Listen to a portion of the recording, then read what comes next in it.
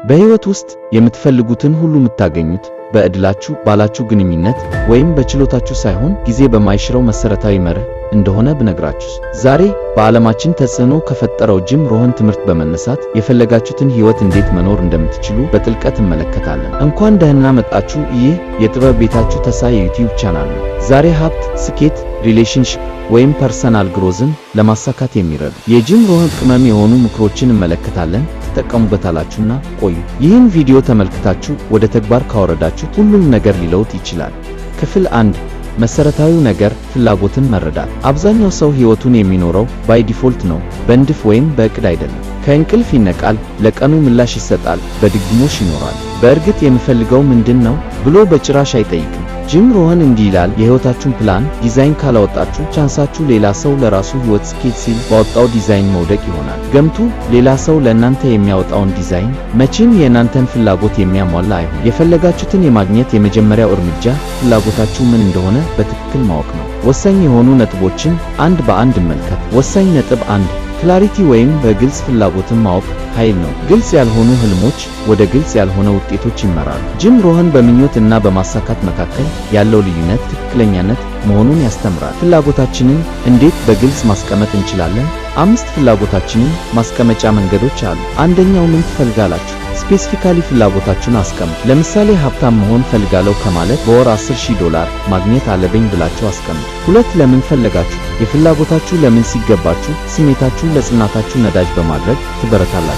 3 መቼ ነው የምታሳኩት? ቶሎ ለማሳካት ቀነ ገደብ አብጁ። አስተውላችሁ ከሆነ ሰኔ 30 ሲደርስ ግብር ከፋይ ቀኑ ከማለፉ በፊት ለመክፈል ይሯሯጣል። ለምን? ቀኑ ካለፈ ቅጣት አለው። አልፎም በንብረቱ ላይ የማዘዝን መብትም ሊያጣ ይችላል። የመጨረሻ ቀነ ገደብ ወይም ጊዜ አስቸኳይ ሁኔታን ይፈጥራል።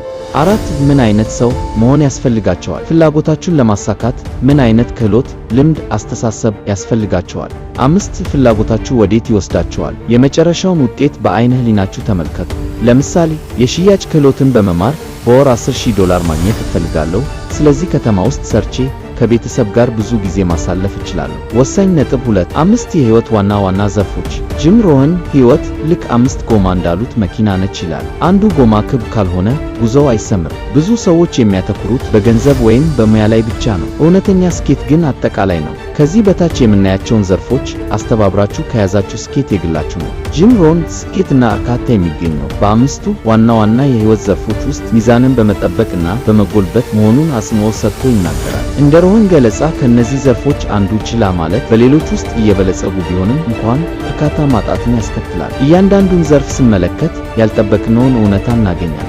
1 ፋይናንሻል ገንዘብ ደህንነትን፣ ነፃነትን፣ እድሎችን የሚሰጥ መሳሪያ ነው። የፋይናንስ ጤና ውጥረትን በመቀነስ በሌሎች የህይወት ዘርፎች ላይ ኢንቨስት እንድታደርጉ ያስችላችኋል። የገንዘብ ወሳኝ መመሪያ ይህ ነው። ከገቢያችሁ ያነሰ አውጡ። ዕዳን ለማስወገድ፣ ቁጠባን ለመገንባት፣ ከአቅሞ በታች ወጪ ቆጣቢ ኑሮ ኑሩ። ኢንቨስት በማድረግ ሀብትን በንብረት አሳድጉ። ሮህን እንዲህ ሲል ይመክራል፣ በአንድ ገቢ ምንጭ አትተማመኑ፣ ኢንቨስትመንትን ሁለተኛ ምንጭ አድርጉ። የፋይናንስ ትምህርቶችን ስለ በጀት ማውጣት፣ ስለ ግብር፣ ስለ ሀብት ግንባታ ስልቶች ተማሩ። ስኬት መከተል አይደለም፣ በምትሆኑት ሰው መማረክ ነው። የገቢ መጠናችሁን ለመጨመር ራሳችሁን በማሻሻል ላይ አተኩሩ። 2 ግላዊ እድገት ለምን አስፈለገ? የእናንተ ውጫዊ ስኬት ውስጣዊ እድገታችሁን ያሳያል። ችሎታችሁ፣ አስተሳሰባችሁ፣ ልምዳችሁ የእናንተን አቅጣጫ ይወስናል። ጠቃሚው መመሪያ ይህ ነው። ያለማቋረጥ ተማሩ፣ መጽሐፍትን አንብቡ፣ ኮርሶችን ውሰዱ እና አማካሪዎችን ፈልጋችሁ ያዙ። ራሳችሁን እወቁ፣ ጥንካሬያችሁን፣ ድክመታችሁን ለዩ። ስሜታችሁን ተቆጣጠሩ፣ ጥንካሬን ገንቡ። ለሥራ ትኩረት ሰጥተህ ከምትሠራው በላይ ራስ ላይ ትኩረት አድርገህ ሥራ። ቢዝነሳችሁ፣ ሥራችሁ የሚያድገው እናንተ በተቀየራችሁ ባደጋችሁ መጠን ነው። 3 ሥራ ቢዝነስ ሙያችሁ ለመዋጮ፣ ለገቢ፣ ለዓላማ የሚውል መኪና ነው። ወሳኝ መመሪያ የ1% ሕግን ተጠቀሙ። የምትሰሩትን ሥራ በልዩ ሁኔታ ስሩ። ቫልዩ ክሬት አድርጉ። ስኬት የሚገኘው ለሌሎች ችግሮችን በመፍታት ነው። ተምሳሌት መሪ ሁኑ። ባልደረቦቻችሁን፣ ደንበኞቻችሁን አበረታቱ። ተጽዕኖ አሳድሩ። ሁኔታዎችን ተላመዱ። ለውጥን ተቀበሉ። ለምሳሌ አዳዲስ ቴክኖሎጂዎችን፣ የገበያ መለዋወጡን ተቀበሉ። የሮህን ጥበብ እንዲህ ይላል፣ በምታሳልፈው ሰዓት ሳይሆን የሚከፈልህ በዛች ሰዓት ውስጥ ለምታቀርበው ዋጋ ነው። 4 ሪሌሽንሺፕ ሰዎች ማህበራዊ ፍጡራን ናቸው። ግንኙነቶች በደስታ በድጋፍ እና በእድሎች ላይ ተጽዕኖ ያሳድራሉ። ወሳኝ መመሪያ ከብዛት ጥራት፣ ጥሩና ደጋፊ እየተማሩ ራሳቸውን ለመቀየር በሚፍጨረጨሩ ሰዎች ራሳችሁ ክበቡ። ኮሚኒኬሽን በትኩረት ማዳመጥ እና መተሳሰብ ትስስርን ያጠናክራል። የጓደኛ ስብስባችሁ በቀጥታ ስኬታችሁ ላይ ተጽዕኖ ያሳድራል። አንዳንድ ሰዎች ድልድዮችን ከመገንባት ይልቅ የሚያራርቃቸውን ግድግዳ ይገነባሉ። 5 ጤናና የኑሮ ዘይቤ። ጉልበት፣ ረጅም ዕድሜ መኖር፣ የአእምሮ ሰላም በጤና ላይ የተመሰረተ ነው። ለድርድር ሊቀርቡ የማይገባቸው ነገሮች: የአካል ጤንነት፣ የአካል ብቃት እንቅስቃሴ፣ ተመጣጣኝ ምግብና እንቅልፍ። የአእምሮ ጤንነት፣ ጭንቀትን በተገቢው መንገድ አስወግዱ፣ አመስጋኞች ሁኑ፣ እረፍት ውሰዱ። የዕለት ተዕለት ልማዶችን ከረጅም ጊዜ ደህንነት ጋር አስተካክሉ። ሕይወት ስለ ትርፍ ብቻ አይደለም፣ አስደሳች ልምዶች እና የትርፍ ጊዜ ልማዶችን ጭምር እንጂ። ይህ ቪዲዮ አጋዥ ሆኖ ካገኛችሁት ላይክ፣ ሼር አድርጉ። ሐሳባችሁን በኮሜንት አሳውቁኝ። ከዚህ በተጨማሪ ጂም ሮህን ስለ ጊዜ አጠቃቀም ካስተማረው ትምህርት ለእናንተ ጠቃሚ ይሆናል ያልኩትን ባለፈው ያዘጋጀሁት ቪዲዮ አለ።